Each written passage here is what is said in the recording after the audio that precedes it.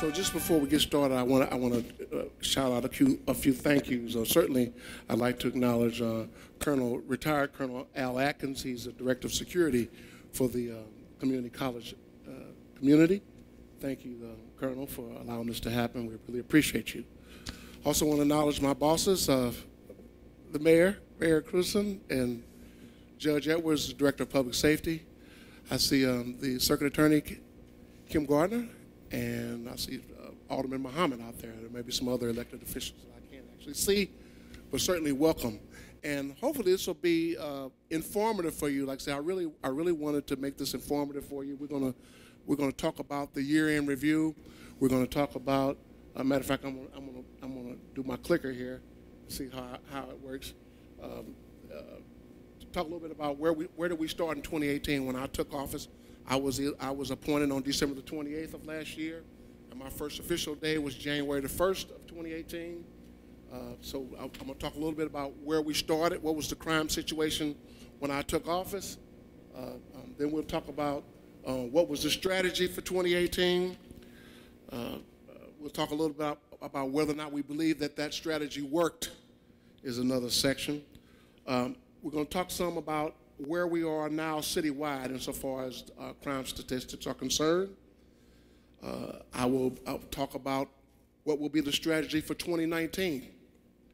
And then lastly, I'm going to talk a little bit about what I would refer to as some elephants in the room as the protest response and officer accountability.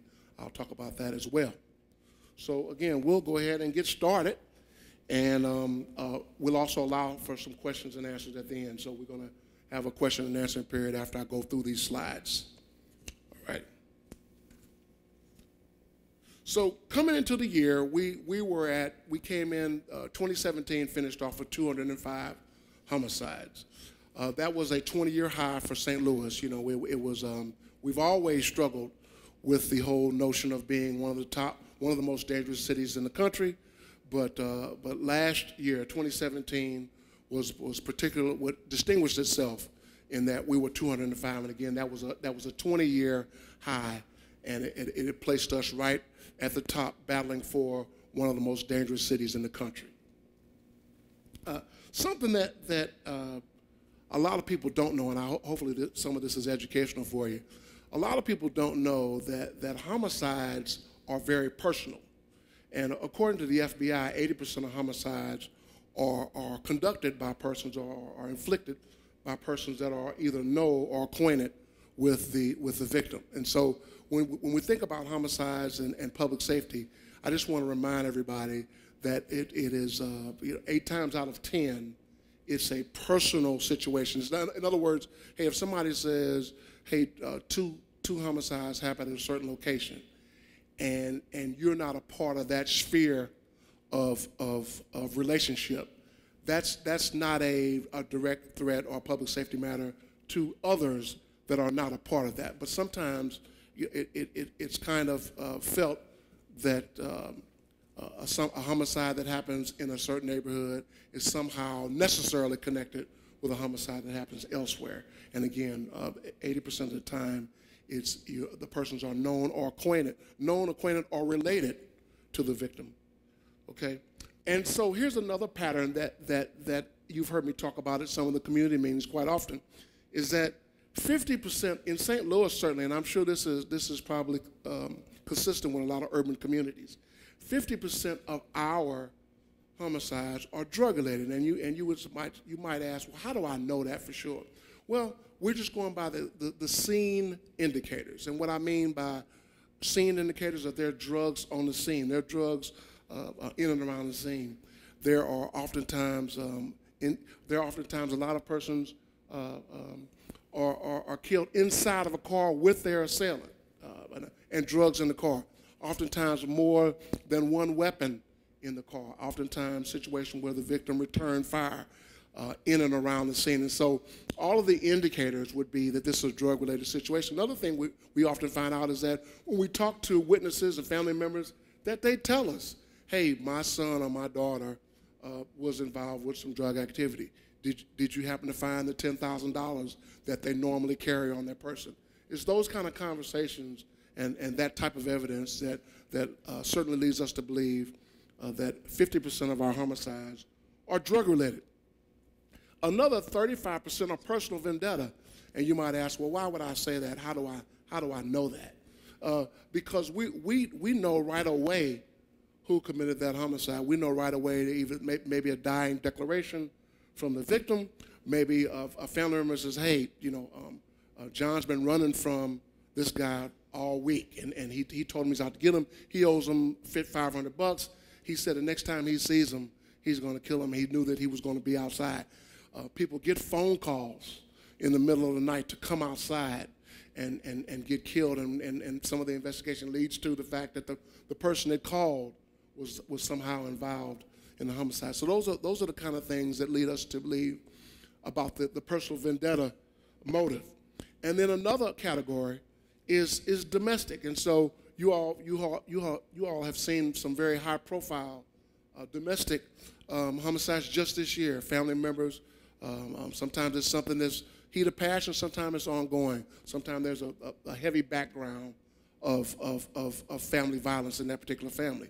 But 15% of homicides are definitely considered to be domestic. And so naturally, the standard deviation, there's some, give or take some, and naturally we have to leave room for other, because we know that all homicides don't fall in those three categories. But those are the three big categories that our homicide detectives would tell you capture the vast majority of homicides in our city. And then, of course, last year we had almost 2,000 robberies citywide, and then we had 4,020 aggravated assaults. But I always point out, with firearms, there was 2,616. And you'll see me from time to time. I'm going to always talk about violent crime. I mean, property crime is always important, but you're going to always hear me talk about violent crime. Those are the things that traumatize people. Those are the things that concern people. Those are the crimes that really keep us up at night. And so most of my conversations will center around violent crime. What is our statistic? How are we doing with respect to violent crime? So last year, at the end of, or coming into 2018 and ending 2017, and comparing 2017 to 2016, violent crime was up 7.3%. So naturally, Judge Edwards and many others, they wanted to know, hey, what is John Hayden? What are we going to do? What is our strategy for violent crime? We continue to be one of the most violent cities. We continue to struggle with a lot of shootings. We continue to struggle with a high homicide rate. What might one do? What would be your strategy, even during the testing process? What would be your strategy if you became chief? What would be the way that you could try to tackle some of that? And most of my information, or most of my background, really came from the 5 most recent years prior to becoming chief. I was the commander of the District 5 for 2.5 years, and then I was commander of the North Patrol Division for another 2.5 years. And so I had 5 years out there where it's happening the most. And so I think it was interesting to hear from me, but certainly anybody that works in the North Patrol Division could tell you that most of the violent crime was occurring inside of a rectangle that I named. And so we know that Goodfellow would be the western boundary, Vanderventer would be the eastern boundary, Dr. King would be the northern boundary, and West Florissant would be the southern boundary. So you would always have a heavy persistence of violent crime inside of that rectangle. In fact, when people talked about hotspot policing, clearly those were areas. Some of those neighborhoods are Walnut Park East, Walnut Park West, Kingsway East, Kingsway West, Wells Goodfellow. Many of those are Penrose neighborhoods. Many of those neighborhoods had always, in some respects, never cooled down. And so I knew that I was on sound footing by looking at that area, because that quite often, and in fact, 67% of all violent crime happened in just districts 5 and 6. And so I knew that I knew I was on firm ground by looking at that area. And so we concentrated on that area. And so then what did we do in that area? And because another concern that people had when Judge Edwards and I went across the city, and we saw, and we went to various community meetings, and everybody was concerned about, hey, we hear you talking about some focus on a particular region. Are you going to take resources from our districts and put them in that region? And we would always reassure them, no, we're not taking resources. We're not going to take any of your officers out of your districts and put them there. We have a special enforcement. We have a traffic safety division. We have a mobile reserve unit. We have a SWAT team. We have a drug and enforcement and an intervention unit. We have an anti-crime task force. We have special operations. And so those are the supplemental resources that would end up us utilizing in that zone. And so no district was affected by having to provide additional officers to go in that zone with us. We used our special enforcement resources in that zone. And so, okay, that sounds at least logical, I think, to most people. And then, so, you know, what are you going to have them doing in there? Of course, we knew that, I already mentioned to you that 50% of our homicides are drug-related. So we knew that there's a strong nexus between drug-related crime and gun violence. And so naturally, that rectangle is quite a bit of square mileage. But we would focus on open-air drug markets within that rectangle. We knew that if we focused on it, we knew that if we could keep people from being comfortable, standing outside selling dope, oftentimes when you hear up in the middle of the night and 2 or 3 people are shot at the same location, you knew that was some drug-related incident. Folks again, trying to gather money, leaving drugs in the car, sometimes leaving lots of money in the car. A car with 2 people dead and $2,500 scattered all on the floor. We know that that's drug activity. And so we knew that if we focused on open-air drug markets, we knew that we could have an impact on violent crime. At least we certainly believe that we could.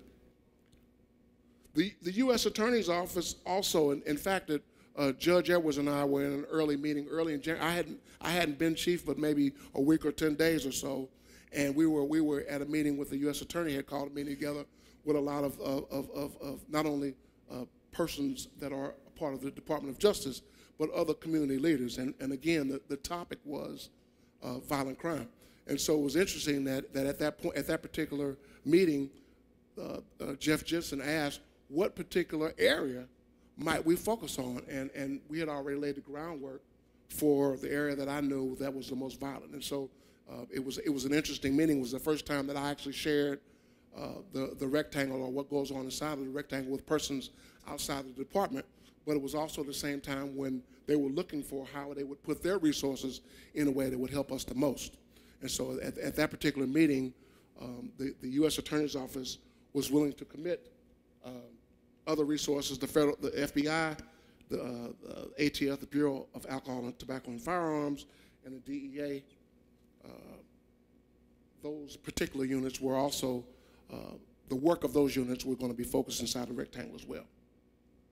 We also put technological solutions in that zone, and we said, well, what exactly does that mean? I'm going to talk a little bit about how many additional cameras, high visibility cameras, and how many license plate readers cameras we put in there. But what we knew was that every time that we've had some successes, or often when we've had successes with, for example, robbery investigations, we always needed some. There are places that a lot of surveillance was very prevalent. Central West End is a perfect example. Their neighborhood security initiative pays for, it's a special taxing district, and they pay for all those businesses and others to resource pool and put a lot of cameras in and around there, where if somebody robs somebody over there, there's oftentimes license plates that they can pass on to the police. There's oftentimes facial recognition. We could see people, we could see descriptions. We had something to go on. However, in places that don't have those same resources, a lot of times we didn't have anything, and a lot of those investigations wouldn't be as successfully furthered as some of the ones there. So what we did is that when we had extra resources, we solicited from other businesses, we solicited from some people in the business community, and we were able to put additional cameras in places in North St. Louis where it had not been. And I'm going to give you some numbers in a second. I think it's 23 license plate readers another 30 some odd highly visible cameras, which gave us some coverage in North St. Louis in areas that we had never had before, all in and around the rectangle. We also did some community engagement projects in that zone. Hey, one thing that was coming out of the 2017, we knew that there were some relationships that had been, in particular, when you think about the protests, hey, there were some relationships between the community and the police that had been, if not severed, certainly strained. And so we knew that, I knew that another challenge would be is getting a lot more community cooperation. And if people don't trust you, they certainly don't want to work with you. And if we're looking to work with the community, we knew that we had to do some things, go out of our way to establish and to bridge that trust gap that had been eroded, not only in St. Louis, but across the country. And then, of course, one of our partners in that regard, or a couple of them, would be Better Family Life. You know that we work very closely with Mr. James Clark. We work very closely with the Urban League, Mike McMillan. And so both of them had programs that would help divert folks out of life of crime. It also allowed, and I'll talk a little bit more about some de-escalation, but it also allowed some special opportunities for de-escalation with respect to trying to quell some armed conflict that we were aware of. So once they got there, the question would be, what did they do? Okay, so what did they do?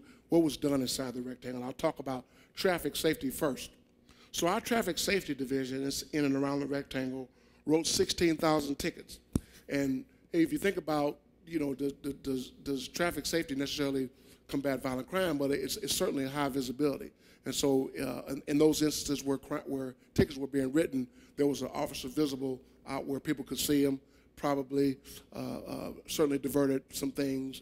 If people had an idea they were going to commit a certain crime, the fact that officers were in and around a certain area certainly would have some impact on a decision to commit a certain crime.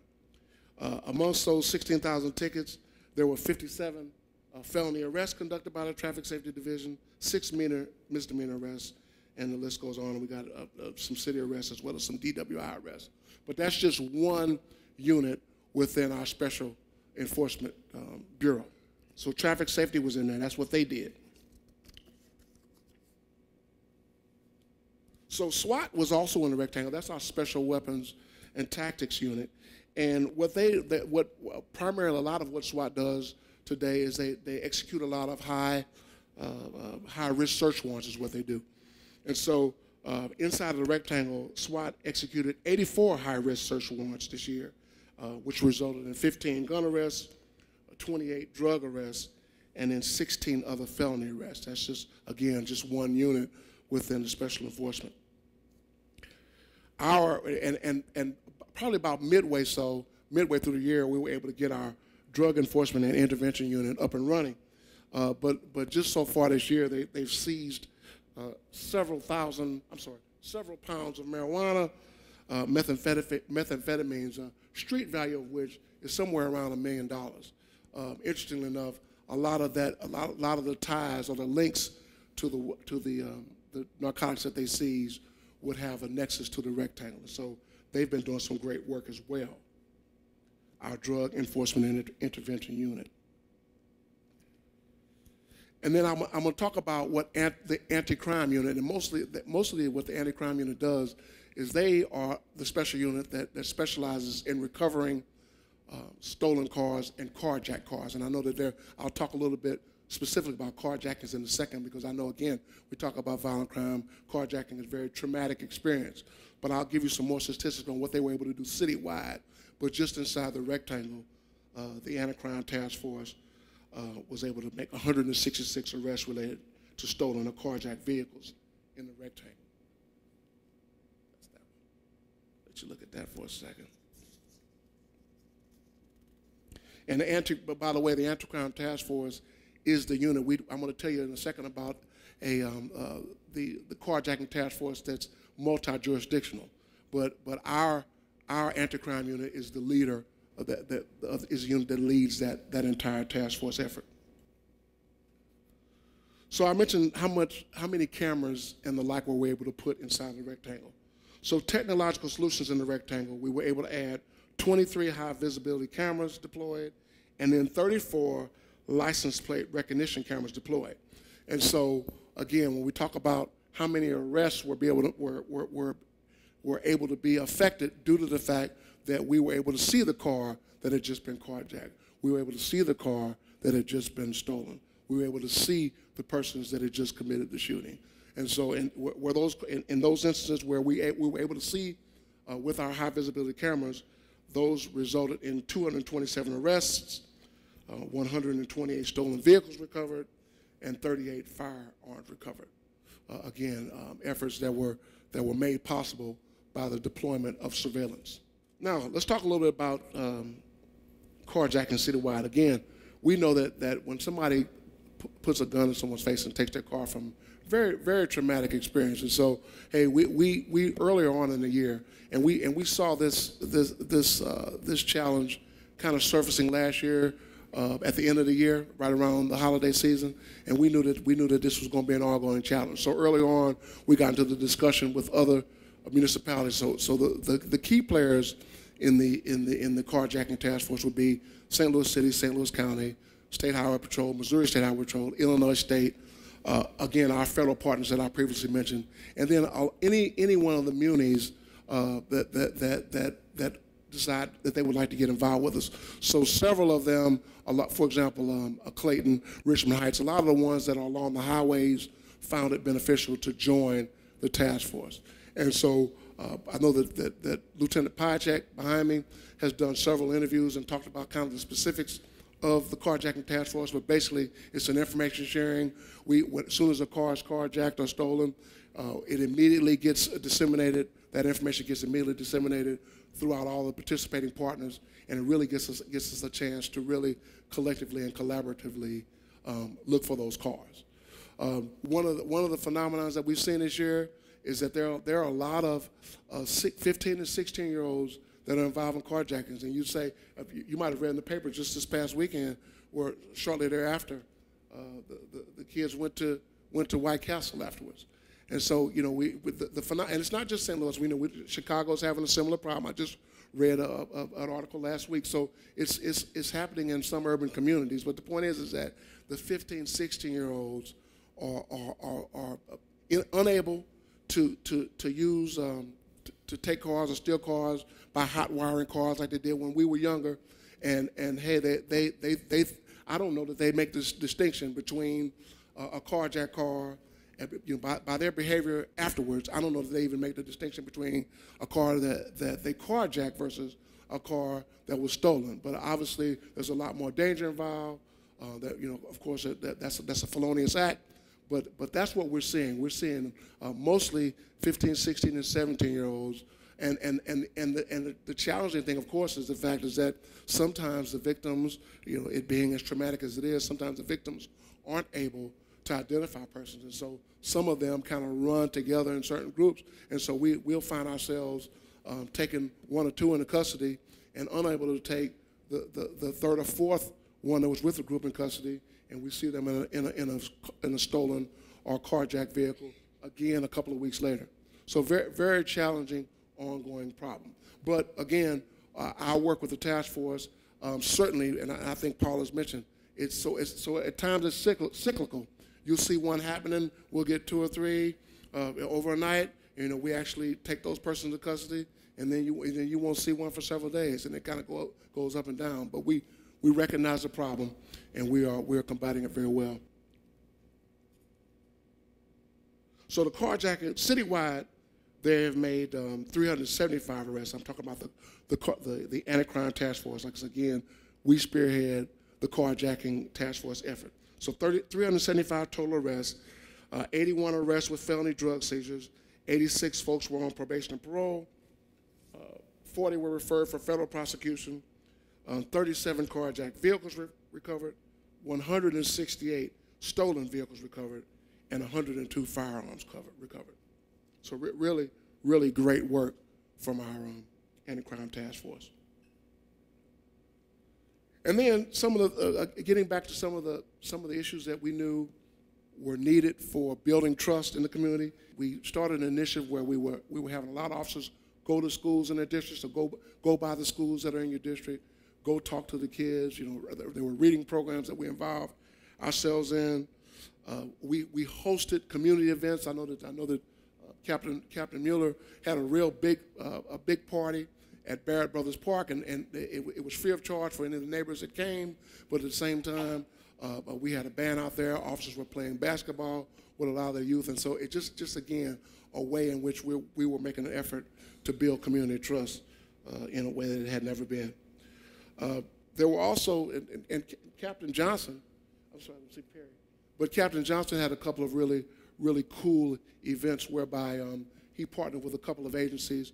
One of them rehabbed houses, and so I remember it was a street in the Greaterville area that we helped. We had some officers off duty. They helped the rehabbers actually work on some houses where some veterans had some challenges in their homes. And so it was very touching when you see the family members and everybody being thankful that we're helping out and we're participating and helping out with community, making the community better, not in a non-enforcement way, but in a way that shows that we cared about people. I mentioned our strong commitment from the federal prosecutors. Remember, we've mentioned Jeff Jensen's name a couple different times, but in our work, and we have officers that are on these task force.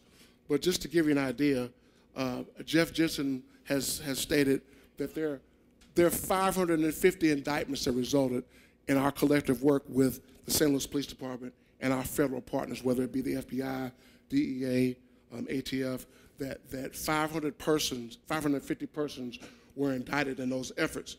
And one example was something that we were quite proud of, that the work with the FBI and the St. Louis Police Department, that we took 7 persons into custody that were committing, they committed 21 business robberies from July through September. That was an example of our collective work. That we actually, matter of fact, the one common denominator was that the gun that was used was very unique. And so that was one way in which we did our work with them and had some good results.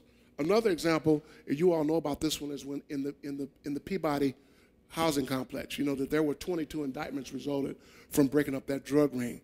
That drug ring also was responsible for a lot of other violent crime.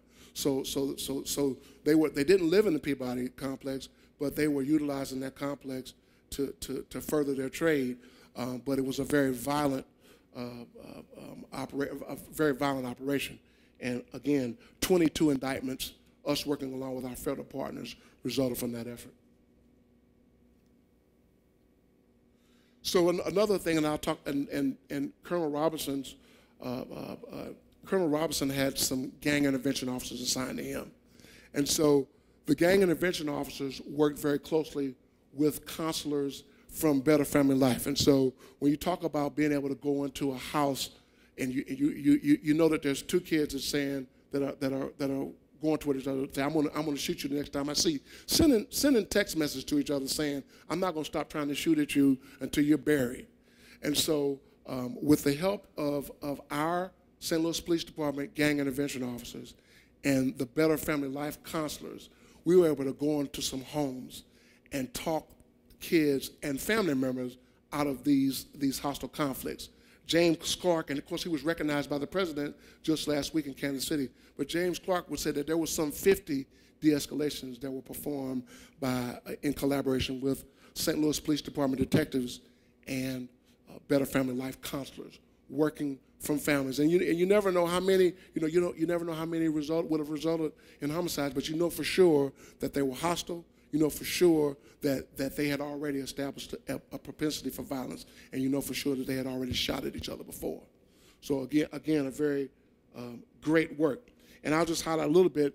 I talked to from the Urban League. I'm trying to think of his last name, but Jamie runs the Save Our Sons program, and he said that there were 80 young men that were taken in 2018. There were 80 young men steered out of life of crime, have gainful employment that they graduate through his program, and many of whom actually lived inside of the rectangle. So those are persons that are in lives of violent crime, steered out of that through the Save Our Sons program and actually doing something constructive and have gainful employment so that they don't have to live a life of crime. And I mentioned drug-related, and drug-related certainly because there's a certain there's a certain financial benefit in selling drugs. I mean, that's something that's known. And so when people have not utilized all their options when it comes to school and other things that make getting gainful employment a little easier, it kind of puts folks in a situation of desperation. And drugs is a quick default to people in that category. And then last, I'll talk a little bit about St. Louis Clergy Coalition. So they called us together. They called myself, the mayor, the director of public safety, and even the clergy wanted to know how could they help with again, violent crime. And what we told them is that, hey, one of the things that we fight all the time is the fact that people don't want to get involved. People don't want to get involved with a violent crime situation. So they started our Brothers Keeper campaign, and they started to preach from the pulpit about debunking the whole no snitch mantra that goes on out there. And so, hey, and a lot of people kind of underestimate that. Hey, retaliation is a real thing in our community, and so people are very concerned about getting involved and then becoming victims or targets of persons that want them to mind their own business. James Clark just told me a couple of weeks ago. He says, hey, he was particularly disturbed by a parent telling a kid about retaliation, and what they were saying is that why did let's say it was 4 or 5 kids involved, 4 or 5 teens involved. They wanted to know, why did you get the police involved in this from the first place? And James says, hey, this is ridiculous. I mean, hey, how are we going to in other words, what the comment was made was, we could have handled this on the street. And so that's a pervasive mentality in our community that folks think that they'll handle situations on their own and not involve the police. So that's a real thing. That's not something that we make up or something that we just randomly bring up. That's a real problem in our city, and it's a real issue that we have to overcome.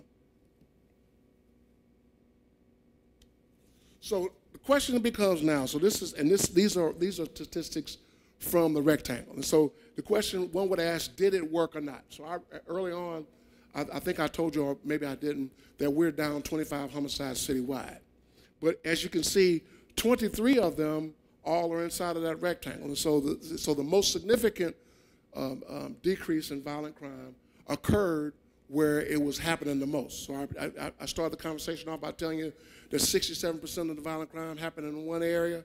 And so now we're at the end of the year, and naturally, we still have some, we're not finished with the year yet. And I don't have a crystal ball, but I'm saying if you look at where we started with violent crime inside of the rectangle and where we are now, so there's 23 less homicides inside of that zone that didn't happen this year. There's 70 less robberies that didn't happen. And then there are 128 less assault with guns. So what we call them aggravated assault with firearms. And so that's a 20.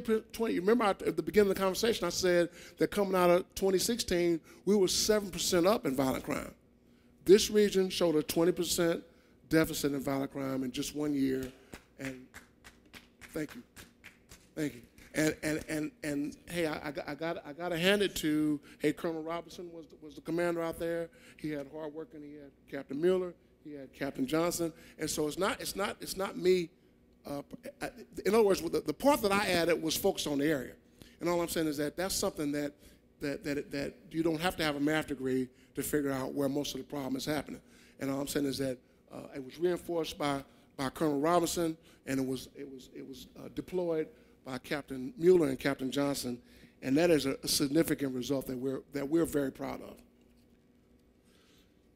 Now, so the question is, so where are we citywide? So I'll talk about that now. So that's how we did in the rectangle. Citywide, again, I mentioned, so we are currently at 174 homicides. This time last year, we were at 29. So we're 25 homicides less than this time last year. We're 469 robberies less than this time last year. That's a 25% deficit.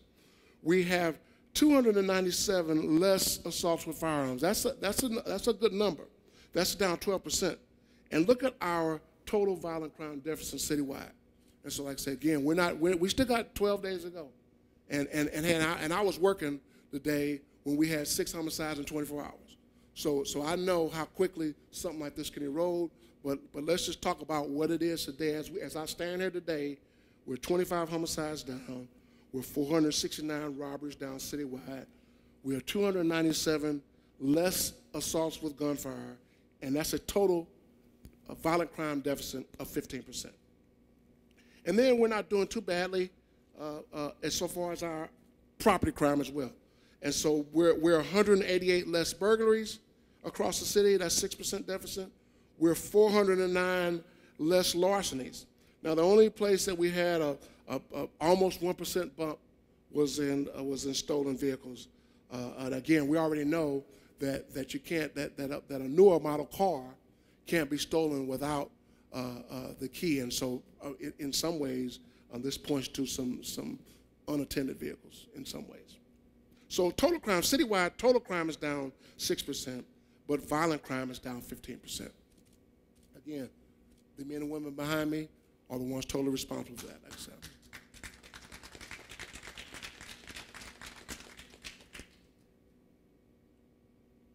So I did mention that we do seize quite a few firearms. A lot of people don't know that, but we seized 2,490 firearms so far in 2018. Again, the year's not over yet, but 2,490 firearms are seized so far in 2018. So now the thing that some of you don't know, and of course I've just told my commanders, so what will be our strategy going into 2019? What are we going to try to do? And so I think that certainly we believe that the rectangle concept works.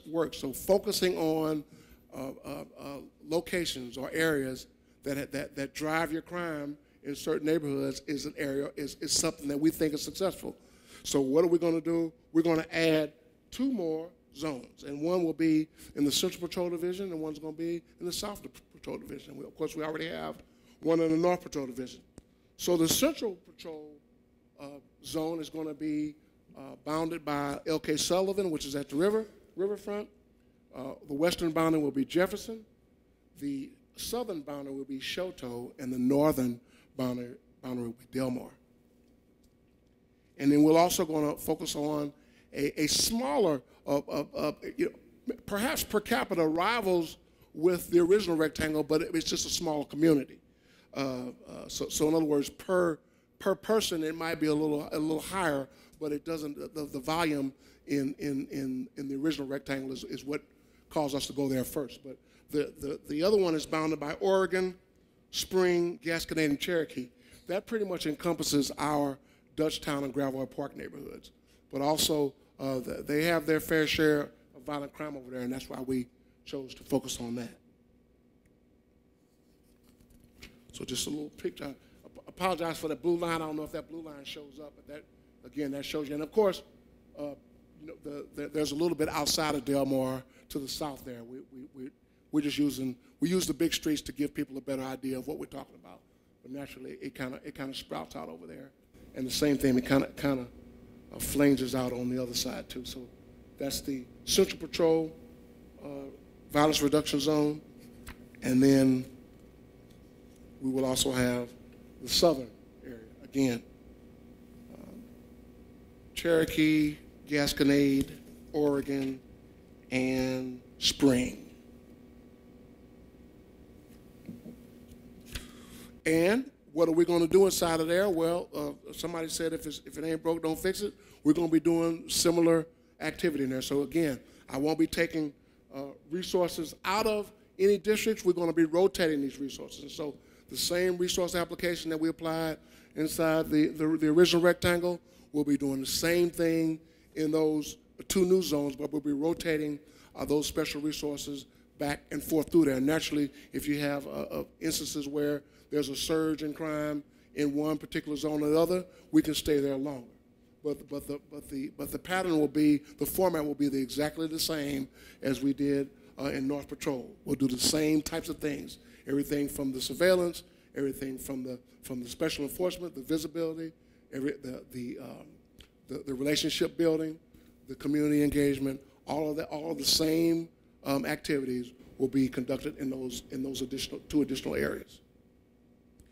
The other thing that I'm happy to talk about is the fact that I don't want to say which federal agencies, because some of that is still, I don't let them announce it to themselves, but 2 federal agencies have said they're going to commit some resources to us for some additional task forces that focus on violent offenders.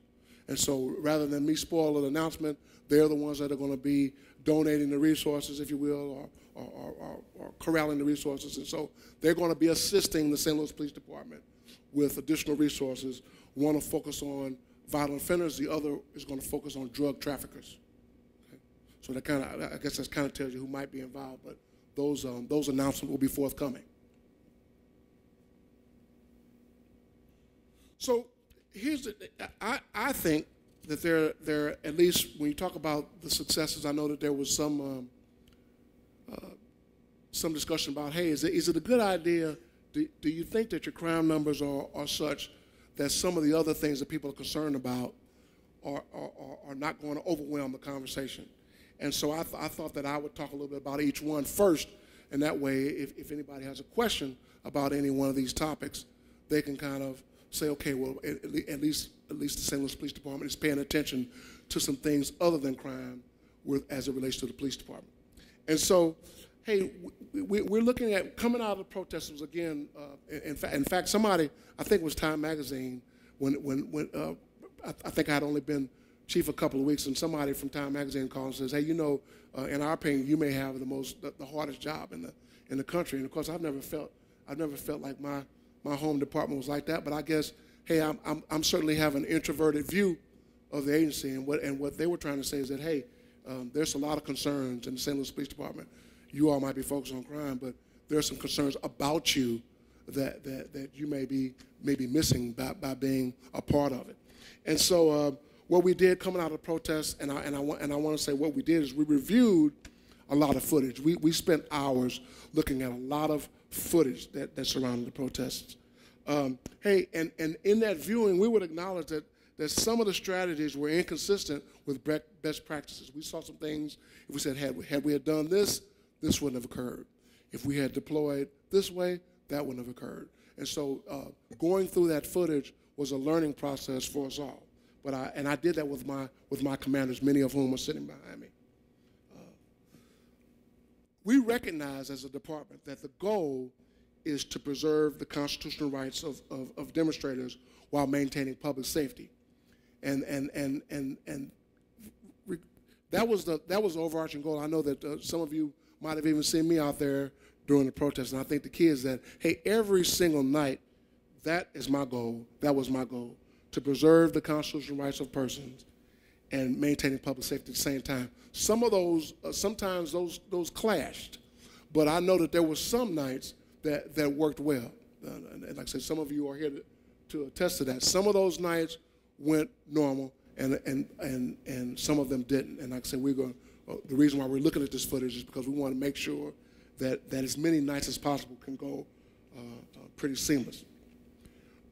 We have a new person that I appointed, a person that also have a lot of experience, Lieutenant Randy Jimerson.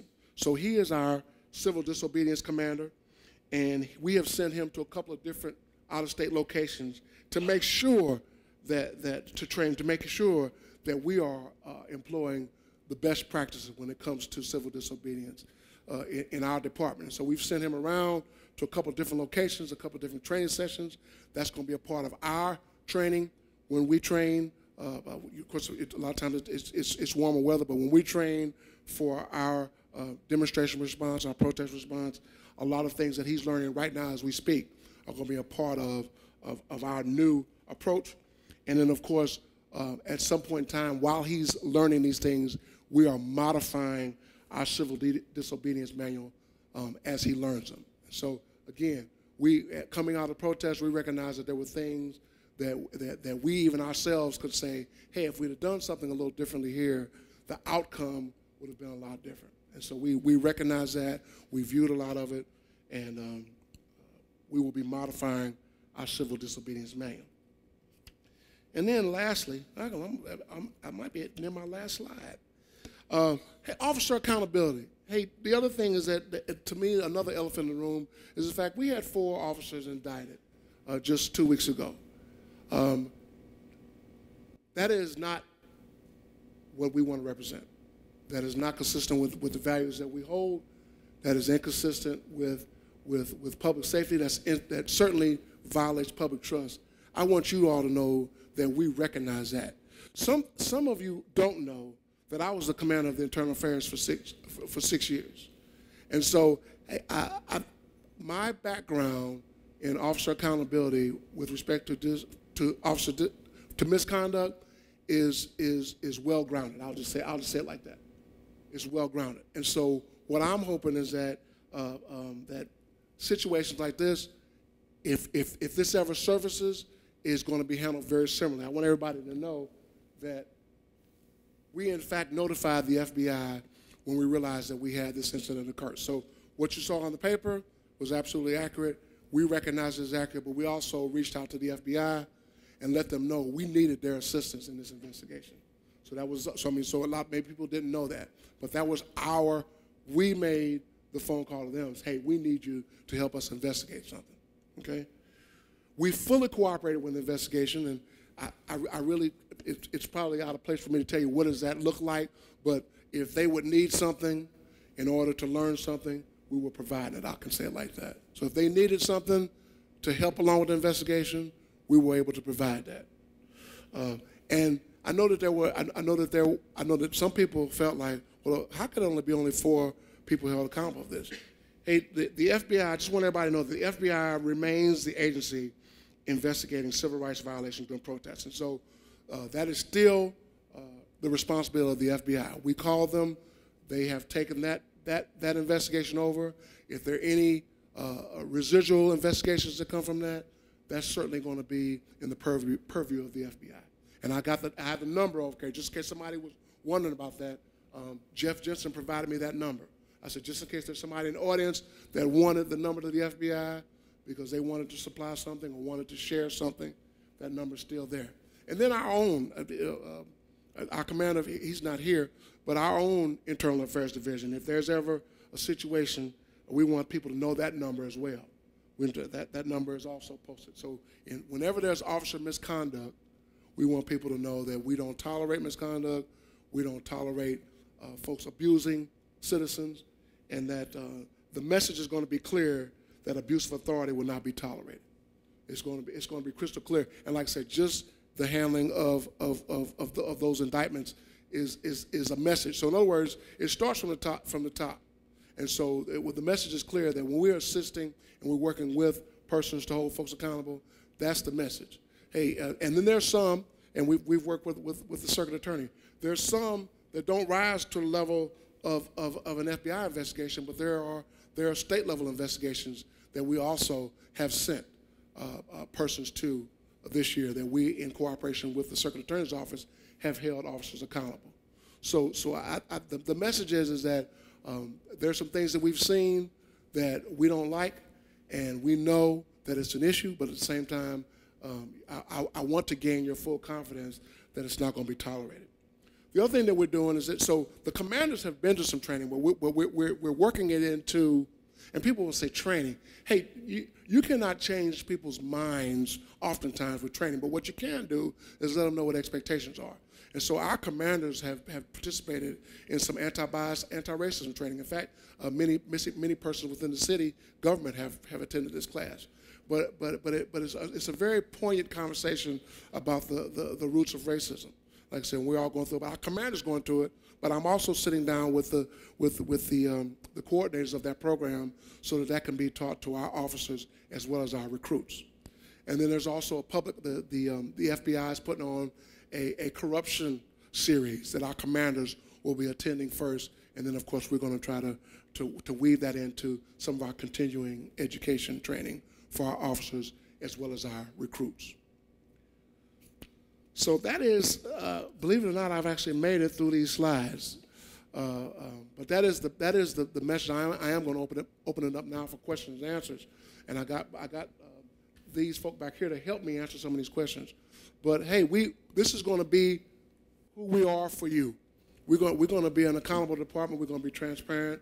We're going to be available. We're going to be accessible, and we're going to work hard. And hey, our senior level, we talk about our lieutenant colonels and myself, and we have 200 years of experience between us. And so, hey, we've been around a while.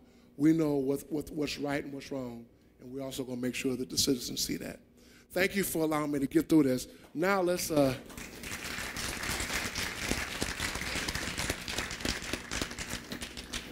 And only thing I'm going to ask is that if you would go to the mic with a question, or we can bring the mic to you so people can hear it, and please try to put some restraints on your questions so that we can get to it. We want to answer as many questions as possible.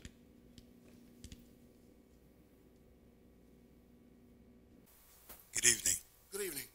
I'm going to give you 4 numbers. Some of you are going to recognize, some of you won't. My DSN was 6687.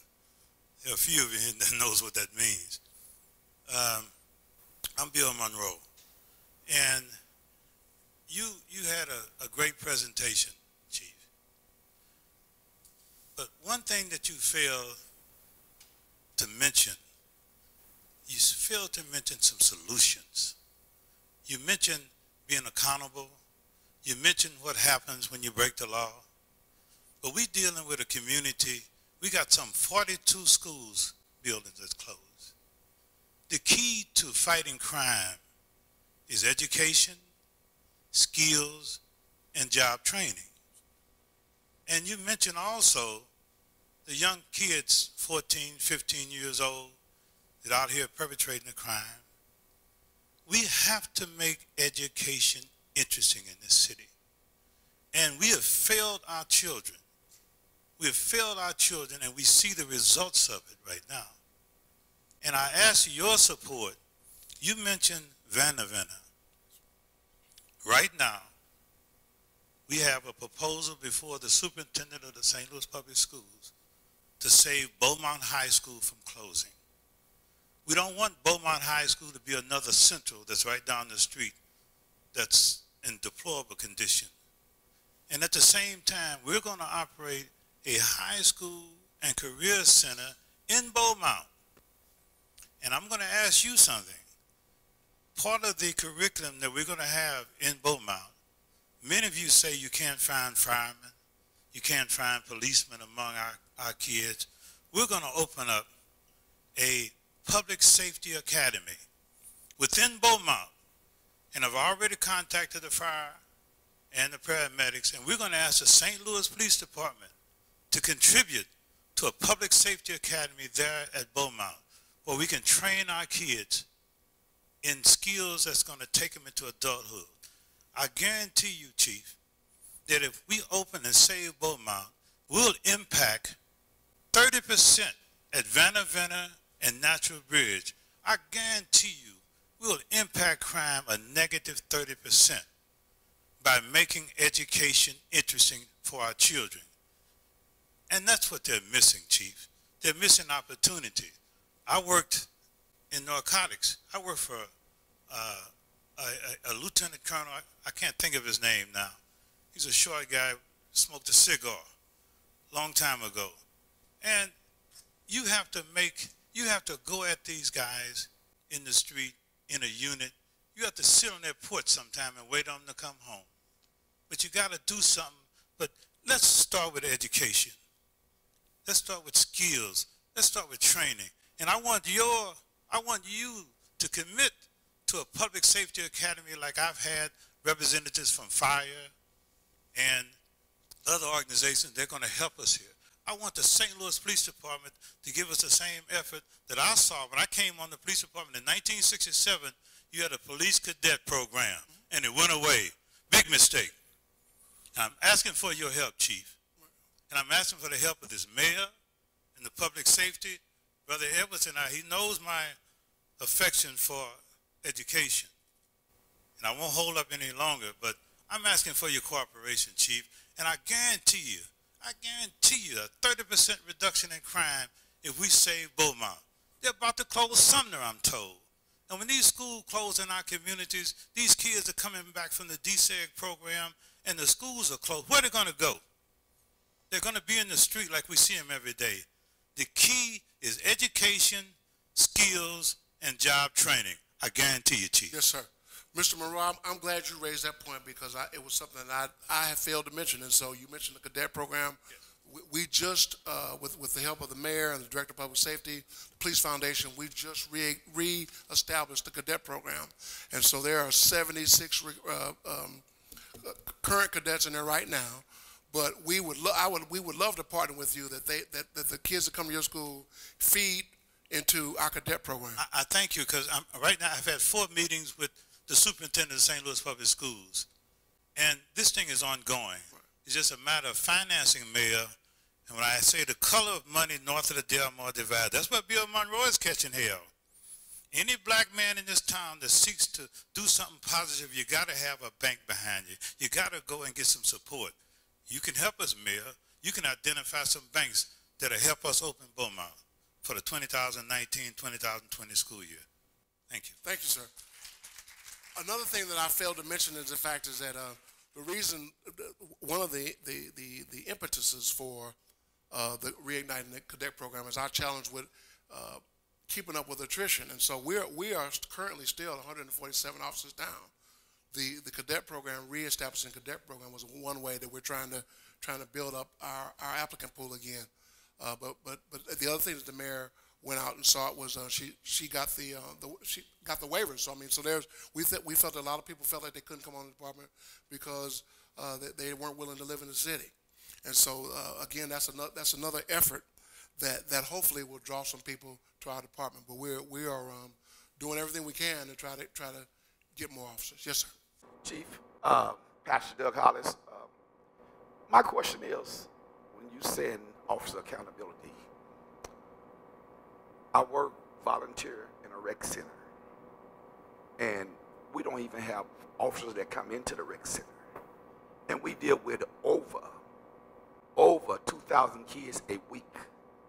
We had a program started off. I refereed in the police basketball league with Captain Sean Days. Mm-hmm. The program has been taken away. Then we're wondering why we got so much crime. When they had this program, they had guys in there from ages 21, 20 and up playing night basketball. You had so many young brothers in the gym, so you knew there wasn't so much crime going on. But then this program got taken away. So then how can heard you talking about I applaud the de-escalation program and all that, but how can you de-escalate something when folks that work in these programs haven't walked in these neighborhoods, don't have the relationship with all these guys? So my issue then, the police accountability, you got officers that don't even know how to talk to us when they come on the scene. And I applaud some of the ones that's been in my life and done inspired my life, like Renee, Sean Days, Ronnie Robinson, Muella, all these guys. I can walk up to the scene as a pastor. I'm going to get some information out of them. They're going to talk to me in a decent way. I done met some of you, and I'm not going to call no names, but I done met a lieutenant on your stage that really disrespect me. And my issue is, it wasn't that I went to him in the wrong way. I went to him in a helpful way because I knew the situation that was going on. But the same token, it's the way that you tell me to get away. You got nothing to do. I understand you're doing your job, but if you can use some help, use the help. I could have said something to the person to calm everything down. I work in mental health. You got a whole lot of mental cases out here. In the homelessness, you got all this. You got all of this. So my thing is, what are we going to do to build back up the relationship with you guys? How can we build it back up when every day at Wolves, we got kids coming in. I left practice now to come to this meet. We got kids coming in every day. We got kids right now, young guys. I was just talking to Captain Days now, asking where's Captain Days at? When is he going to start back the basketball program? We'll stay off the street if we have something to do. So when are we going to get something to do? You know, and say it to the mayor, when we going to get some money put into these rec centers that they can stay open? So to your point, and I think that's certainly a valid point about our interaction with youth. So we still have the police athletic. I know you're saying the program was, the funds were cut or what have you, but we still have the police athletic league is still very active. Okay. That's PAL. What I'm saying to you is, Chief, is this here. PAL is for young folks. We're talking about 20 and up. Okay, 20 and up. 20 and up. That's the program that Captain Days and them had. Okay. Him and Lieutenant Carlos Ross were retired. That's the program we need to get back. We need to bring that back. We can take them off the street. The program was so great that Captain Days and them had mentoring coming in, talking to them. You couldn't play a basketball game without going to class. Am I right, Captain Days? Do you still have access? I mean, so in other words, is there still a way, even though the program doesn't exist, is there still a way to potentially, are the 20-year-olds still available? Because in other words, they's available. But what I'm saying is this here. Why do we have to take our 20 years old out to St. Louis County and start a program out there when we're in the city? Okay. So hey, certainly, like I said, Captain Dace is a perfect example. Certainly, if there is a group of kids, 18, 19, older than some of the ones in the past, out of high school, that would want to potentially interact with us in some type of social activity like basketball, that kind of thing, I think that we can do that. Now the program, of course, will be some ongoing, but I mean, certainly we can start to, with your help, we can start to reignite some of those types of things just by doing them on an event basis. So if you're willing, I know Captain Dace is willing. At least he's willing to kind of help organize. I mean, we're all older now, he's busy. But my point is that we have the officers. We have officers that compete in various leagues. And so if there's an opportunity for us to interact with some 20-year-olds, I think that we can make that happen. And that's all we're asking. And we're just asking that my main thing I'm saying, and I'm going to my seat is, if we can get some of these officers to stop by Woes, walking. How can you meet kids when you never come in? Okay. No, I agree with you. I think it can happen still. Because when I walk up anywhere and see Renee, she say something to me to make me smile. Okay. So my thing is, it don't matter what color you are. She hugs me and she makes me smile. Okay? So that's what I'm saying. That's all I'm asking. Yes, sir. Yes, sir. Point well taken. Good evening. Good evening, ma'am. To the mayor and saluting you, Chief Hayden, and the rest of the officers that are here. My son, when he was smaller, said he wanted to be a police officer, and I was shaking in my boots. Please don't be that. That's a job I don't want to trade for with anyone, so let me salute you all for that. Now, I hope and I wish that we had a sheet of paper to write our ideas on, to give them to you, and maybe you could hash over them later on. Okay. So my grocery list is talking about making the community better. Okay, not just having the coffee at McDonald's. Let's have places like Walnut Park School, Walbridge School. I've got a school down there close to my church. I belong to St. Philip's Lutheran Church. I'm working with James Clark to try to get some things going in the communities. I'm even looking for buildings. Don't have an ounce of money, but I'd love to get a building and start a program called the 4 Ps: police, parents, politicians, and pastors. Now, you can't beat that. I talk about we might have the Trinity, but this is a square. They can't get out of that square. Okay, now another thing I want to talk about was empathy. You can sometimes badge, phones, desk, and all that sometimes blows people's heads up, and that can get away from that. So walk a mile in my shoes. What is the infrastructure for that triangle or rectangle that you have? I know that NGA is being built up, and all this property down there is being torn down and graded and everything else, And when I was a kid, I couldn't wait to go to Gaslight Square. Sure. When I got old enough to work, I was scared to drive through there. It was a red light district. Now, you can't afford to live there.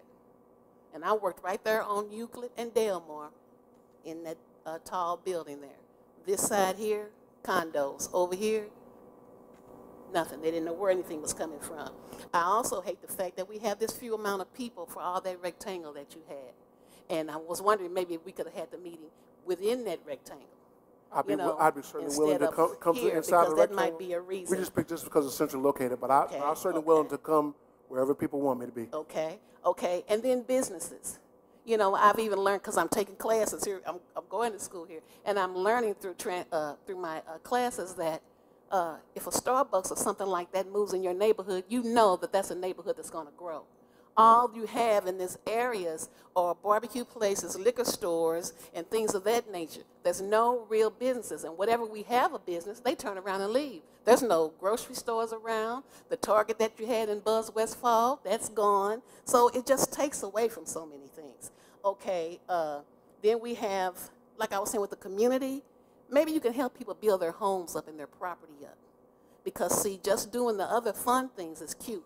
But if somebody takes pride in their property and things of that nature, maybe you could get a hold of some of these so-called people who live, or kids who live in the house. Because you can't go out and steal and corrupt and then come and sleep in my bed and I'm going to keep you warm. Yes, ma'am. Captain Johnson actually did that, and I think we can certainly try to duplicate that effort in other districts. But we actually worked with a group that rehabs some homes. Yes, okay, and then the media doesn't help. I'm in agreement about fake news sometimes. Because here's the thing. When I was a kid going to school, when I got to Natural Bridge and Kings Highway by that White Castle, I'd be the only one left on that bus to keep going further. Then that was the north side. Now the north side, it could be anywhere now. Some of the Central West End is the north side. So it's coded to kind of tell people, oh, that's the black neighborhood.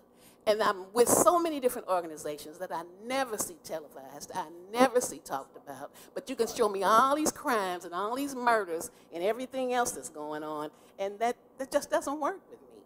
So I know I don't want to run out of my time, but I just want to say, I just want to know mainly what the infrastructure is. Our rail system is horrible. I've been in Cincinnati before my kids were born, and my daughter's 30 years old.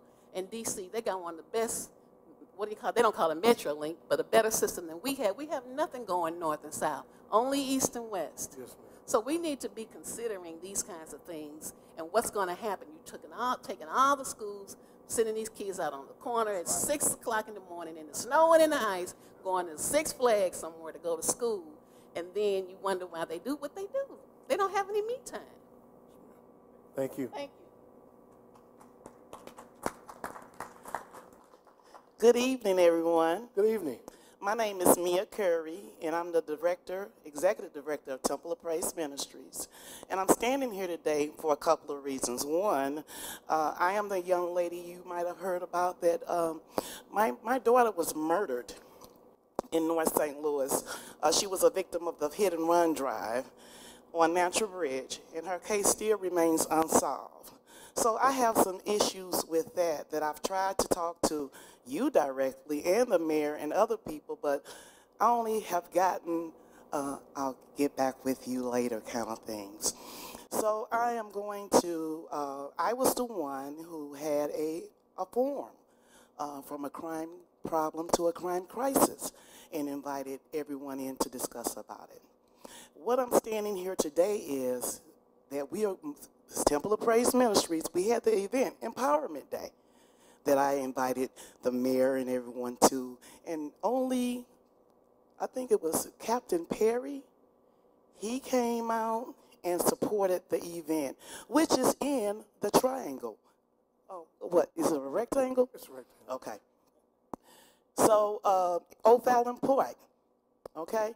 I am having a town hall meeting at the YMCA, March the 23rd, 2019, and the theme of that is empowering North St. Louis by North St. Louisans. See, one of the issues that I found out is that the people in North St. Louis, the community, some of the things that they're doing is because someone said they don't have the skills. They don't have the activities. They have to have something else to do. And what about giving them something that's going to empower their community? What about giving them programs that's going to make a difference, that they can do to help clean the trash? What kind of programs can be placed so that they can empower the people, give them a job skill, and it can dual and help the community and build the community? So I'm inviting you all, March the 23rd, 2019, the YMCA, and that is at the O'Fallon Park Rec. It will be from 12 to, well, I can't get the time right now. I think it's 2 to 4. That's the time. Thank you, and have a Merry Christmas to everybody. Thank you. Hello, Chief. Hello, sir. I was happy to see your presentation about officer accountability and about protest in particular. But I was disappointed that there was no inclusion of the root causes of those protests, namely officer-involved shootings and high-speed chases that leave people, both the drivers or maybe bystanders or other drivers, dead or injured. And I was wondering if you and your department are going to release any numbers this year about officer-involved shootings, both the fatal and non-fatal, and if you're going to release any information about how the license plate readers and the high-visibility cameras have worked into this. I've noticed you at multiple scenes talk about how the incident that ends in a shooting is somehow triggered by the cameras, maybe reading a license plate attached to a carjacking or something like that. And so I was wondering how the data would bear out the license plate readers being one of the causes of these incidents that lead to either high-speed chases or police shootings. And so if that's going to be a report, or is that going to be numbers that your department puts together? Well, certainly any of that is available by sunshine request. So if it's not, for example, we had officer-involved shooting a few days ago. So it was a license plate reader that identified that car as being stolen, and then the car went on that lot. And so I mean, I'm not sure that I follow you about what data that you would want. So if I were to make a sunshine request asking for the let's see here, the incident number of every time an officer-involved shooting was predicated by a license plate reader catching a number, would your department respond openly to that? I certainly, well, for right now, I'm trying to think how many just this year. There's just one to my knowledge. Just one to your knowledge. Yeah. But, so we've had seven officer-involved shootings this year. One of them was off duty, so 6 on duty, 1 off duty. And so I'm trying to think of one that had something to do with a car that was identified through a license plate. It might have been 2. Okay. So there was another car that was picked up by a license plate reader that was also a carjacked car. So the first one was the one I mentioned earlier from last week, stolen car. The other one was a carjacked car. I ask about this because I've been told that the issue of surveillance is going to be brought before the Board of Aldermen sometime soon, and I think it would be helpful for the citizens of the city to know more about how the surveillance technology has been used and what both the pluses and minuses are. So it would be good if your department were forthcoming with that kind of data so that public conversation can proceed. Sure. So one thing we've done in that light is we've had people take tours. Matter of fact, we've invited the media to our real-time crime centers. So I've they done can so. actually see, very informative. So yes, they sir. actually can see how it works, how we identify cars through the surveillance system, that type of thing. And so that's something that we'd be willing to do again. I know that several of the media outlets responded and came to that, but it's kind of a refresher. Sometimes people may not have seen the story, but a refresher about how it works and you know how we do investigations from that. Okay. Thank you. Thank you. Thank you. Hello. Hello. My name is Rhonda Boykin. I am the mother of Breon Robinson, who was actually murdered, or his body was actually placed in a dumpster in January of this year. And amongst the 174 homicides, I think, that you had up there, unfortunately, he's included in that number. Yes, ma'am. So my question to you is, out of the multitude of homicides that you have open, how many cases have you solved, and what is happening or what will be happening to get these murder cases solved? Yes, ma'am. That's the whole entire question that I have, because there's too many. One, I saw that, you know, the crime rate, the homicide rate went down. That's great, but still you have 174 dead people and multitudes of people, such as parents, whether it's 2 parents or 1, brothers, sisters, aunts, uncles, nieces, friends, cousins, children, and etc., that is impacted by this. So again, my question to you is, what is it that you're going to do to make these people that commit these heinous crimes, because what they did to Breon was they killed him and then they burned him in the dumpster. So where the dumpster is in the triangle, I don't know, because I've never been there, so I don't know where it sits. Yes, ma'am. But again, my question is, what are you going to do as the chief of police to actually get some of these murderers off of the streets? Yes, ma'am. So that's so first of all, I'm very saddened by the fact that you have to share that in front of everybody. So I want everybody to know, and this is his dad. Yes, ma'am. Ronnie Robinson. So I want everybody to know, because we've been on the news several times about Breon's case. Yes, ma'am. And it saddens me to see that out of the 174 homicides that's in this city, that we're the only two parents that I guess that's in this meeting. So that saddens me also. Yes, ma'am. So just kind of to your point, so we've made 109 arrests in some of the homicides from this year. So 109 arrests. There's another 9 people wanted. Okay. So it's 118 persons either arrested or wanted in relation to 2018 homicides. Well, we do know that there is an arrest warrant out for Breon's murderer, who's still out and about. So that concerns me, because I have 2 other sons, and we don't believe in retaliation. Yes, ma'am. So that's why we're dependent on you to actually take care of this for us. Yes, ma'am. And we actively, when we have persons that active ones, we send our warrant and fugitive section after them. We share that information with the FBI. Naturally, the homicide detectives that are actually handling the case. And so we very actively look for persons that are wanted for homicide. Okay. Yes, ma'am. Okay. Thank you. Thank you.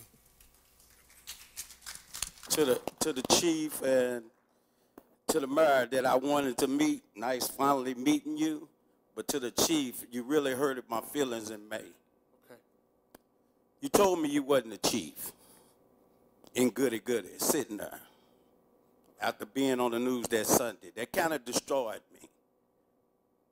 And I'm a real man, like you say you're a man. Behind your badge, be a man. Mayor, you hurted my feeling when I reached out to you. And your person told me she already met with you. She know who you are. And I told him, you Uncle Tom, man, you ain't never met with me. Do you feel the pain of a father that could do wrong? But this woman will stop me. I'm telling y'all, I can go to war just like they can. I want it resolved. I'm tired of being on the news. I'm tired of not getting no sleep. I'm tired of being a father hurt. And for you, Edwards, of safety, you need to come out the closet and make sure they do their job. Because I'm a hurt father, dog. And I ain't always know Jesus. And since I know Jesus, I let him fight my battles. But guess what? I'm a man that used to fight my battles, and I ain't scared. But I turned it over to Jesus. And I want you brothers and you sisters up here in the mirror, be accountable. Because I'm a hurt father. I don't know how long I'll be hurt. Yes, sir. We will continue to investigate that case very thoroughly, and we are sorry for your loss. Hi, good evening. My name is Lisa Potts. I live in the West End neighborhood. I have a couple of questions, but since I know half the people on the stage, I'll make sure that my questions get to the right people. You mentioned having continuing education for your officers. Yes. And I wanted to know what was that around mental health? Mental health first aid, as well as I know you have a crisis intervention team, but that's just a team that gets deployed. And so I feel it would be more effective if every officer had the same type of mental health training. Yes, ma'am. And so I wanted you to address that. And then the other thing is, when we talked about solutions, the gentleman talked about Beaumont High School being closed or on the closure list. Northwest High School is also being forced, looking to close. And Northwest is a school with the title Northwest Academy of Law and Justice. So when you talk about partnerships, that's a natural partnership that you all could have right there with those high schools. And you don't need another high school in Walnut Park, east and west of all places, to close, because that's then just going to breed additional crime. You talked about how important the cameras are, and we know that the cameras work and they are important. I find it interesting that neighborhoods are forced to tax themselves. Everybody is not a Central West End. Everybody is not a Grove. My neighborhood is we're trying to tax ourselves so we can raise additional monies to fund cameras. Every neighborhood doesn't have the luxury of having businesses in their neighborhood to be able to do that. St. Louis is known for being one of the largest giving cities in this country. So why can't there be more capital campaigns and more monies raised to fund cameras? Why can't there be more strategic partnerships with a ring so that you can get cameras and doorbell cameras for an entire community? Because we know that's what works, and there's plenty of money. Our money is absolutely not the problem. It's about, is there a will, and people are willing to cooperate and work together to get things done. And my last solution is, I believe we can partner with financial institutions and offer programs to allow police officers to move back into our communities. When we have new neighborhoods and communities, police officers move on the block, and people like to know and have police officers live in the community. Provide some incentives for them to do that. There are plenty of grant dollars out here where you can get up to $20,000 in down payment assistance for people to move into a community. We would love to have officers to have that same opportunity. Yes, ma'am. Thank you. Yes, ma'am.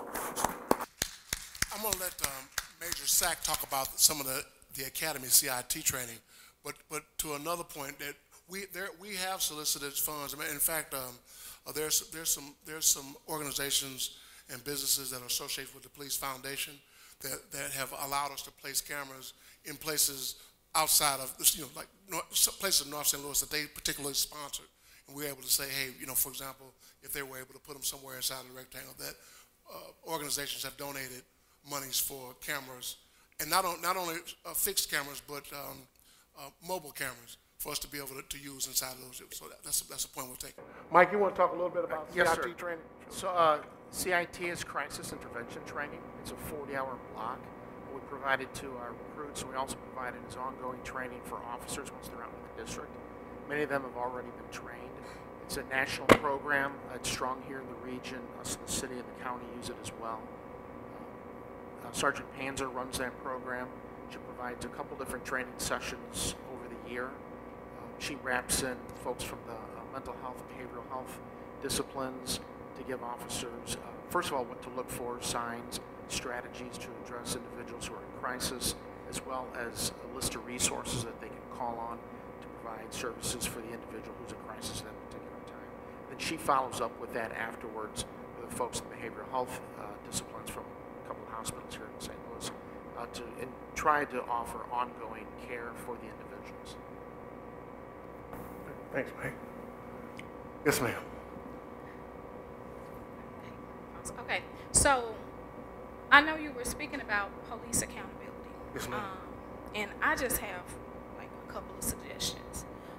One is, oftentimes when I'm watching the news and there's issues when it comes to police and their behavior, the first thing that I notice is there's always issues with the consistency of their police reports. There seems to not be any consequences behind the false police reports, and I think that that's the first indicator for your police department that there needs to be tougher consequences when their police reports don't match, because that's an indicator that there's something going on with that officer. If they cannot tell the narrative of the story correctly, then they don't really need to be in the community, because you're lying, okay? Another thing is, to me, as a citizen, the police send me a very firm message that my word is only good enough to put my neighbor in jail. It's not good enough when it comes up against the word of an officer. My word is my word. If it's good and it's solid when I'm talking about my next door neighbor, it's good and it's solid when I'm talking about this officer right here. So that is the message that I get from my police department every time there's a mountain of evidence that shows that you have a bad cop, and you guys have all these explanations and excuses as to why you will not deal with your officers. Yes, ma'am. So certainly, if we can establish false reporting, and we don't have the burden is preponderance of evidence, and so if there's strong evidence that officers falsely reporting an incident, it certainly can be held accountable for that. But we do have to be able to prove it. But I'm saying an investigation would be forthcoming. So if there are instances of false reporting, that will be handled by our Internal Affairs Division, and it's coded already as misconduct. So we don't have to create a. That's consistently an issue every time there's an issue with the police. The first thing that they come out with is talking about how many times the police report changed, how many times. So if there's already something going on with it, it's not good enough. Okay. So to tell me that there's something in place, whatever that is, it's not good enough. That's what I'm saying. Yes, ma'am.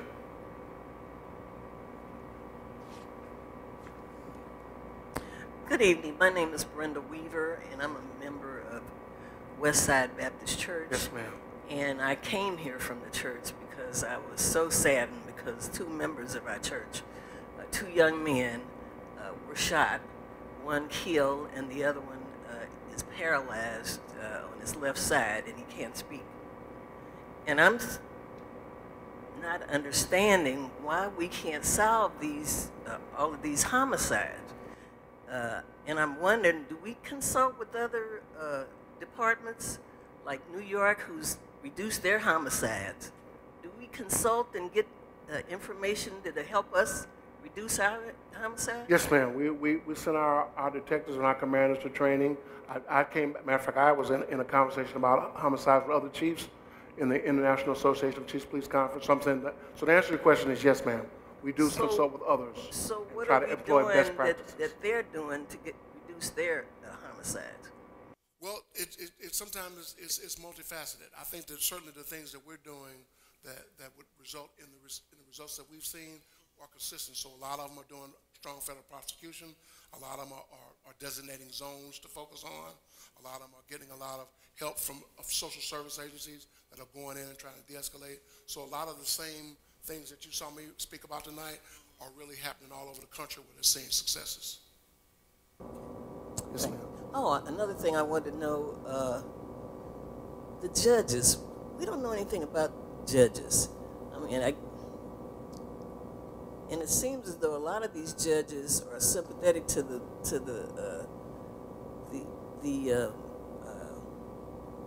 people who are committing these crimes, and they're letting them out on the street when they shouldn't. Do we have judges that we can get rid of that are doing that?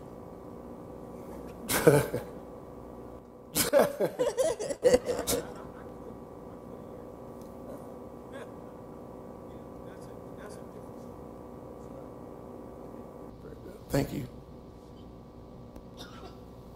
Good evening. Good evening. I was going to talk about something else, but the story that the father and the mother that kind of touched me, and it only made me think about the way we respond to crime scenes as real STL news. We cover those scenes, sometimes even beating the police there. And I say, wow, we pay close attention to the energy devoted to investigating certain crimes.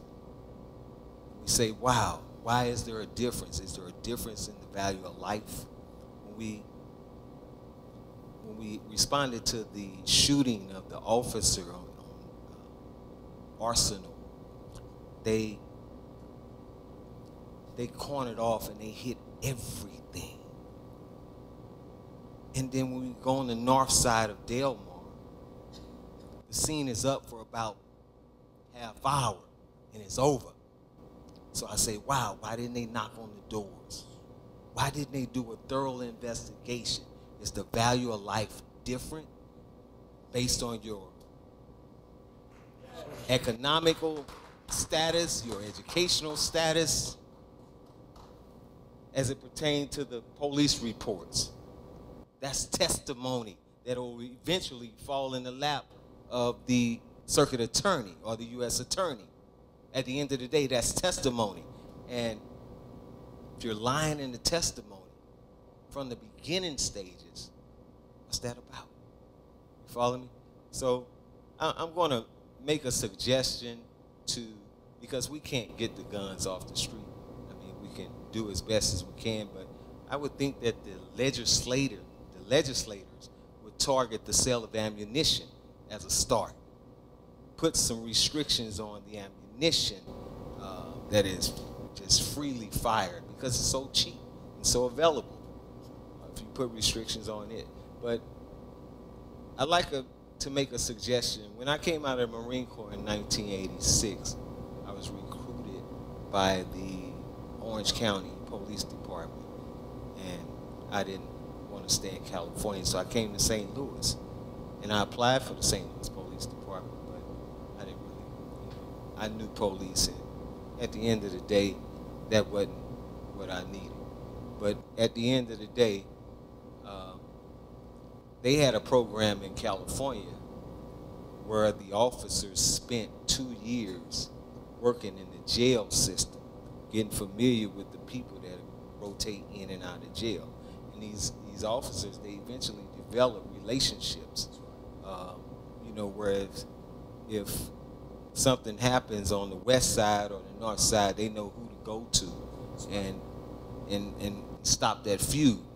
You follow what I'm saying? If there's a ongoing, you may want to look into something like that to where your officers can better engage with the community and know how to engage with the community, because if you bring disrespect, that's probably what you'll get, and the community is tired of seeing on one side of Delmar and Euclid, if you have a vehicle that needs service or stop for whatever reason, you have a check for warrants and let me see your driver's license and proof of insurance. On the other side of Delmar, you have assistance in our law enforcement community. They'll help you fix the flat. They'll help you get to your destination.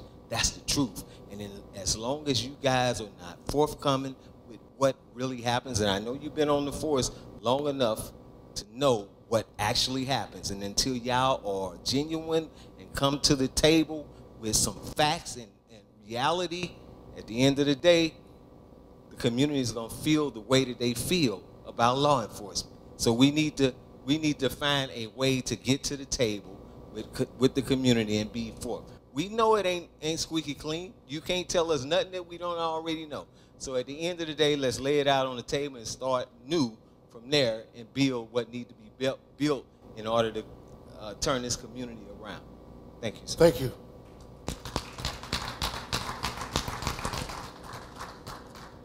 How's everybody doing today? First of all, I want to thank Chief Hayden, Edwards, the mayor, for bringing this meeting together. I just celebrated 12 years in law enforcement and security, and I see a lot of things that's happening in St. Louis and around our world. And I think the families, you know, it's a lot of crime in our neighborhoods and everything, but I just think if the families in the neighborhoods, if everybody just kind of look out and just come together, you know, I mean, okay, it's a lot of killing. You know that. Families coming together for good and greatness. I think if people come together and just kind of look out and don't be afraid, I think our communities will do good. You know, I think they will do good. You know, everybody on the block should come together and know each other. Shake hands. I see a little junior down there need a little ice cream or something. Help, give. You know, okay, I'm going to put some of these flyers out that I did. Also, I'm an artist entertainer. I wrote a song for the world. I'm going to be shooting a video under the arch. Stop the Madness and the Sadness. It's a song that's going to sell around the world. So I'm just hoping that our community, St. Louis, we can come together, stop this crime, help our kids, families in our neighborhoods to just come together and just love one another. Can we get some love in the world? Can we just get some love in St. Louis?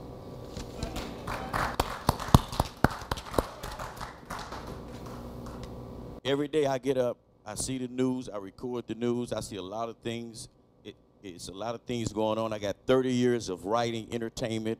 I got a letter back from President Obama. I have a lot of things going on. So, you know, I need sponsors. You know, I got a record label, Quinn Records, he's behind me. So I just want people in St. Louis. You know, this whole place should be packed. I was sitting here, all these seats here should be taken up. You know what? Hayden, I seen it on the news. I said to myself, I hope this whole place is just packed. I just want people to listen, families on neighborhoods, just come out and shake hands and how y'all doing? The good will weigh out the bad. Yes, sir. Thank you.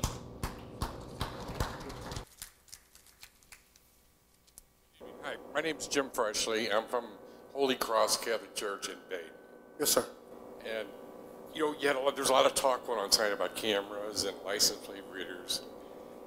In the Dayton community, I was just at a meeting earlier this week. They had raised $50,000 of funds to purchase cameras and license plate readers. And they've been waiting for replies from the city to coordinate so they would install them for the city. And all you have to do is take over and monitor them. And there's been no action on this for 3 years. We're kind of dumbfounded. And we want to put these into high crime areas. We're paid for them, and nothing happens. Certainly, I'll speak for myself. I mean, I can't speak for the past 3 years, but certainly I can put you in touch. Our technology commander is here, so if you would talk with her right after the meeting, we'd be glad to straighten it out. One other issue, Riverview Boulevard up north. Where was I born? Riverview. Oh, sorry. It's crazy. You can't hardly even drive on there without having somebody going by you at 100 miles an hour. Yes, and you never see a police officer down there unless there's a problem, accident or so.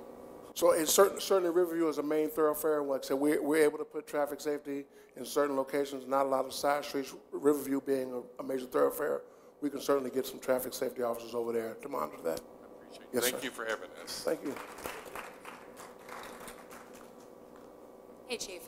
Curious about your ideas for 2019 and the new violent reduction zones between downtown corridor and then this Dutchtown Gravois Park.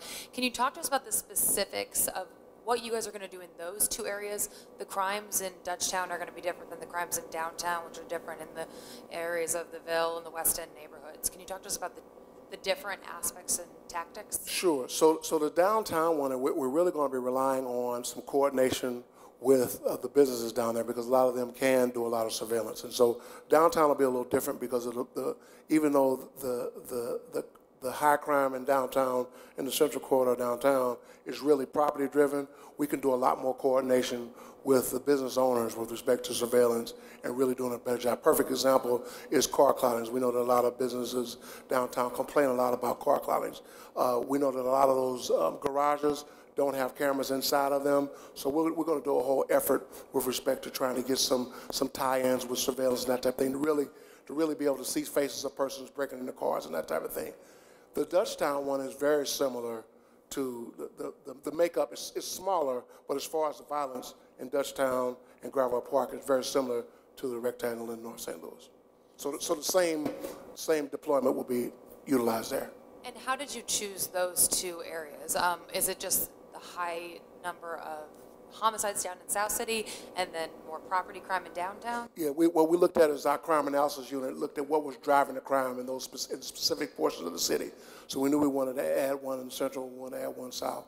And so they quickly did some calculations and realized that the neighborhoods driving those crimes in those regions were the corridor in central, downtown, as well as Dutchtown, Gravois Park. Last follow-up. You mentioned and were very clear that officers weren't taken from other neighborhoods to deal with the rectangle in this year. Will that be the same situation in these other two violent crime reduction zones? And how are you going to do that since you guys are still down in your department? Right. So instead of primarily staying in one location, they'll be rotating in and out. And so you're right. No, the plan is not to utilize officers from the districts to support special enforcement. It'll be special enforcement efforts going from region to region. Thank you. Hi, Chief. Rachel with the Post-Dispatch. I know we're trying to get wrapped up. I just wanted to ask you about one statistic. We were sent some of those crime statistics from the city a little bit earlier today. And one thing that I noticed that wasn't mentioned on your presentation was sexual assaults. It looked like there was a slight increase in rape this year. I didn't know if you had any speculation about those figures. I don't have any speculation about the figures. I can my commander of my investigative services is here. So, you want to speak to that? Sure. What's your specific question? I just wanted to bring it up because it looked like there was a 5% increase. I didn't know if there was anything that had to do with how the reports were taken, and if there was going to be any sort of change in enforcement. Without getting too specific, the bulk of the without getting too specific, the bulk of the increase we've seen has been related to domestic incidents. And then the second question that I had, because you had mentioned that you had reviewed a lot of footage having to do with how protests and how they were handled with your commanders. Was some of that footage reviewed with more rank and file officers as well? Not at this point. We did not review them with the rank and file yet. Okay. Are there going to be training changes having to do with how you handle civil disobedience? Absolutely. So when we do a lot of our civil disobedience training, that's hands-on. So it won't be a lot of. I mean, of course, we can use some footage if we'd like to, but it'll be more hands-on. So we'll be more implementing the things that particularly our CDT commander has gone to see some of the best practices across the country. Those are the things they'll be doing hands-on training with. Okay. Thank you. Yes, ma'am.